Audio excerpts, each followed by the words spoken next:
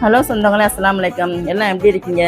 நம்ம ஃபேன்சி கிச்சனில் நம்ம அல்லாஹ்வுடைய தூதர் முகமது நபி ஸல்லல்லாஹு அலைஹி வஸல்லம் அவங்க செஞ்சு சாப்பிட்ட ஒரு சாப்பாடு. அதை நம்ம வீட்டில் செஞ்சு சாப்பிடுவோம். அது பேர் தல்பீனா. சாப்பாடு எப்படி செய்கிறதுன்னு நம்ம செஞ்சு பார்ப்போம். அதுக்கு 100 கிராம் பார்லி அரிசி எடுத்துருக்குறோம். அதை நல்லா கழுவிடுவோம். 4 தடவை நல்லா கழுவிட்டு 5ஆவது தடவை தண்ணி ஊற்றி ஒரு நைட்டு ஊற வச்சுருவோம். நைட்டு தான் நான் ஊற வச்சுருக்கேன். அதோட ஒரு பாதாம் பருப்புன்னு போட்டு ஊற வச்சுட்டோம்.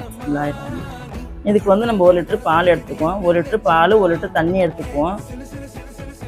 நைட்டு ஊற வச்ச பார்லி அரிசி பருப்பும் ஊறிடுச்சு மிக்சியில் போட்டு அரைச்சிக்குவோம். 100 கிராம் பேரிச்சம்பழம் அதோட சேர்த்து போட்டு நல்லா நைஸாக மை போல் அரைச்சிக்கலாம். பாலும் அடுப்பில் ஊற்றி வச்சது கொதிக்குது. கொதித்த பாலில் நம்ம அரைச்சி வச்ச மாவையும் ஊற்றிக்குவோம். அடுப்பை சிம்மில் வச்சுக்கோங்க. கட்டி இல்லாமல் நல்லா கிண்டி விடுங்க. அது 5 நிமிஷத்துக்கு கொதிக்கட்டும். 1/2 கப்பு நாட்டு சர்க்கரை எடுத்துருக்குறோம். அதையும் அதில் போட்டு கிண்டி விடுவோம். ஒரு பிஞ்சு உப்பு போட்டுக்கலாம். இந்த இனிப்பு எடுத்து கொடுக்கறதுக்கு 1 ஸ்பூன் ஏலக்காய் தூள் போட்டுக்குவோம். நல்லா கிண்டி விடுவோம். கிண்டி விட்டதுக்கப்புறம் நல்லா கொதித்து வந்துடும். அதை தூக்கி நம்ம வேறு பாத்திரத்தில் ஊற்றிக்கலாம். 50 மில்லி தேன் ஊற்றிக்கலாம் இது மேலே. அதுக்கு மேலே பேரிச்சம்பழம் கொஞ்சம் பொடிசாக எடுத்து அதுக்கு மேலே போட்டுக்குவோம். கொஞ்சம் பாதாம் பருப்பு அறுத்து போட்டுக்குவோம். கொஞ்சம் முந்திரி பருப்பு அறுத்து போட்டுக்குவோம். அதுக்கு மேலே கொஞ்சம் தேன் ஊற்றிக்குவோம். சூப்பராக சுவையாக இருக்கும்.